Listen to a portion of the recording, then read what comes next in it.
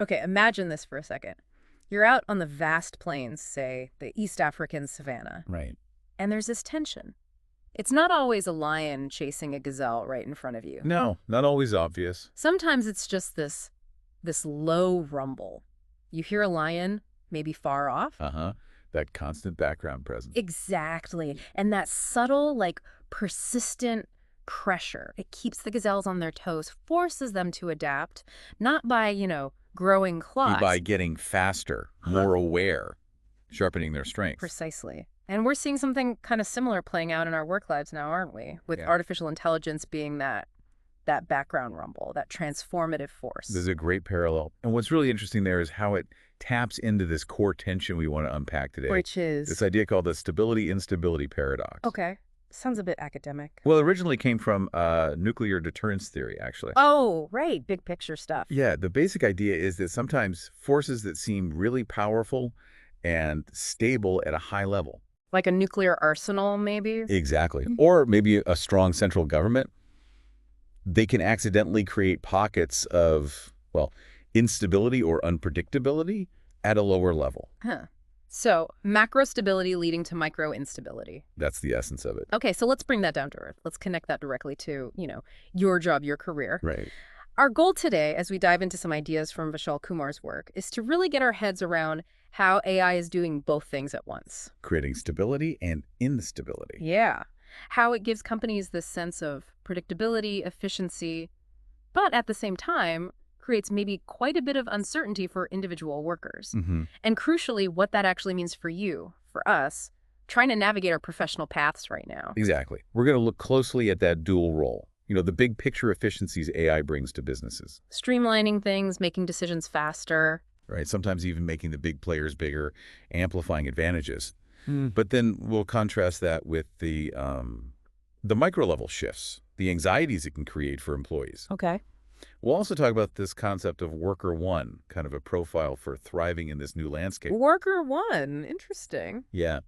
And we'll touch on some parallels with the Industrial Revolution, always useful to look back, I think. History doesn't repeat, but it rhymes, sort of thing. Something like that. And then finally, wrap up with some practical, actionable strategies. How do we find a better balance here? Sounds good. So let's start with that dual role. On one side, you have AI boosting businesses, making them more stable, more efficient. Absolutely. At that organizational level, AI offers, well, potentially huge gains. Like what? Give us an example. Okay, think about logistics. You've got AI algorithms optimizing delivery routes. They can chew through millions of data points, weather, traffic, fuel costs in seconds. Something a human team would take days to do, maybe weeks. Exactly. And that's the stability of efficiency we're talking about. Company can optimize resources, predict outcomes better, maybe get a stronger market position. Right. It gives them a sense of control. It does. Although it's interesting, this paradox might even sort of deepen inequalities within a company too. How so? Well, maybe those already in, say, higher skilled, more strategic roles benefit more from the stability AI brings, while others feel the disruption more keenly. Ah, okay. Which brings us neatly to the other side of the coin, the impact on individual workers, especially as the source material notes, those in mid-skilled roles. That's where the paradox really bites, isn't it? Yeah, that feeling of stability just seems to evaporate. It can. Because while the company might be running smoother overall, AI can start redefining individual job descriptions almost overnight. Responsibilities shift, maybe tasks get automated away. Exactly. And that traditional career ladder, it can start to feel a bit shaky, less secure. It's almost like AI's sheer power, its technological capability, unintentionally creates these vulnerabilities for certain people. Okay, so that feels like the perfect entry point for this worker one idea you mentioned. Is this the answer to that instability? It's proposed as a way to navigate it, definitely. Worker one isn't a specific job title, obviously. Right, it's more of a profile, Yeah. an archetype. Exactly. It represents the kind of professional who's, well, equipped for this changing landscape. The key traits. Adaptability is huge. Makes sense. Need to roll with the punches. And empathy. Understanding human interaction, collaboration, plus a real commitment to continuous learning. Always learning. So it's like, think of biodiversity in nature. That's a great analogy, actually. Yeah. The more diverse the skills and perspectives in an ecosystem or a workforce, the more resilient the whole thing is when faced with change. Interesting. But what's the challenge for this worker one? Is it just about having those skills? Well, possessing them is step one. But the real trick, I think, is knowing when to deploy which skill. Ah, okay. So not just being adaptable, but knowing when adapting is the right move versus, say, relying on empathy in a team situation. Precisely. You could aggressively adapt to every single new AI tool that comes along, maybe chasing the tech. And neglect the human element, the Yeah. collaboration, the team dynamics. Exactly. That empathy piece is crucial. So it's a balancing act. So worker one isn't just about being tech savvy then. It's not about becoming a coder necessarily. Not necessarily at all. I mean, a basic understanding of technology helps, of course, Mhm. but Worker One really shines in those areas that are uniquely human, things AI struggles with. Like complex problem solving where you need like nuanced judgment. Yes. Or really effective collaboration across different teams with different viewpoints. Strong interpersonal skills, communication, ethical judgment, too. Right. As AI takes over more routine stuff, These human skills become even more valuable. They're the differentiators. it does feel like we've seen this movie before, in a way. The source brings up the Industrial Revolution. It's a really relevant historical parallel. Think about it. Machinery came in, completely changed production. Mass production, factories. Huge efficiency gains, undeniably. But it also displaced a lot of people, artisans, craftsmen. Their traditional skills suddenly weren't as valuable in the market. Yeah. And that brings the Luddites into the picture, often painted as just anti-technology, weren't they? They often are. But the source material makes a good point. Their protests weren't really against the machines themselves. So what was it about? It was more a reaction to the speed of change, the social upheaval. Their livelihoods, their whole way of life were threatened, and there weren't clear alternatives or, support systems like retraining readily available. It was about the lack of a plan, a lack of consideration for the human impact. Exactly. It was about the transition or lack thereof. Which is a super important lesson for today, isn't it? When we Yeah. think about integrating AI. Absolutely critical. The tech itself, AI, isn't inherently good or bad. It's a tool. It's a tool. Its impact totally depends on how we choose to implement it. How thoughtful are we being in our companies, in society? Because if we just chase operational efficiency. Without carefully considering the human side, we risk repeating some of those past disruptions.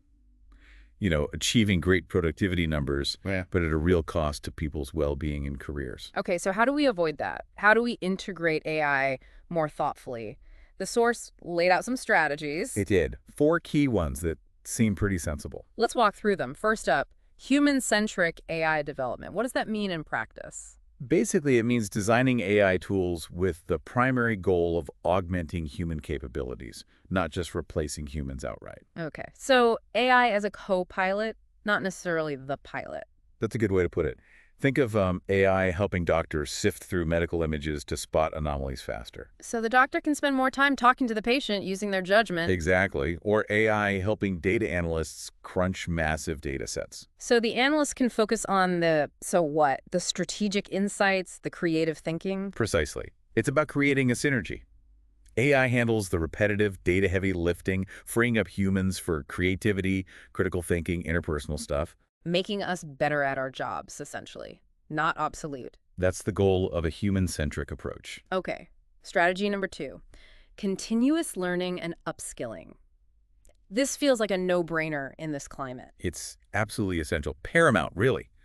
As AI continues to evolve and reshape roles, people just need ongoing opportunities to learn, adapt, pick up new skills. And companies have a big role here. A huge role, providing access to training platforms, supporting professional development, creating a culture where lifelong learning is just normal, expected even, enabling the workforce to evolve with the technology. Right, makes sense. The third one mentioned is transparent communication. Why is that so important? Well, think about the anxiety factor we talked about. AI can feel like this big unknown force coming into the workplace. Yeah, fear of the unknown is powerful. It really is. So open, honest dialogue within organizations is vital. Management needs to communicate clearly. What are the plans for AI?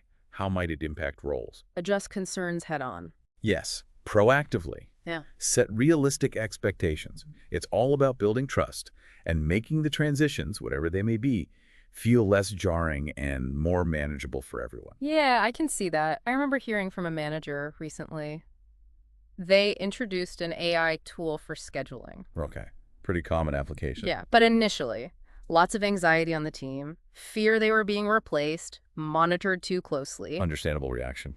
But then they actually involved the team in the rollout, showed them how it worked, got their feedback, and crucially demonstrated how it freed them up from tedious admin to focus on more engaging parts of their jobs. Ah, so they saw the benefit directly. Exactly. And the resistance really eased off. It just underlined how important that communication and involvement piece is. That's a perfect illustration. Transparency makes a huge difference. Okay, and the final strategy, ethical considerations. Crucial. We need clear ethical guidelines for how AI is developed and deployed. To prevent things like bias in algorithms. Definitely. Bias is a major concern.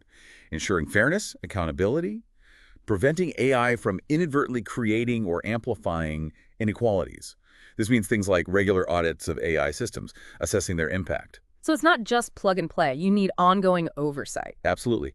Ethical AI requires constant attention and refinement. Okay. So let's loop back to that image we started with, the savannah, that lion's roar. AI's rise. Yeah, it's not just a threat in the distance. It's a signal, right? A catalyst. A challenge to adapt, for sure. But also an opportunity to evolve our skills, our workplaces, maybe even what we value in work. That's exactly right. By understanding this whole stability-instability thing, and by actively using these strategies, human-centric design, learning, transparency, ethics, We can try to shape the future. we can try to shape a future where technology and humanity aren't fighting each other, but are actually, working together in concert, creating better, more fulfilling outcomes for everybody.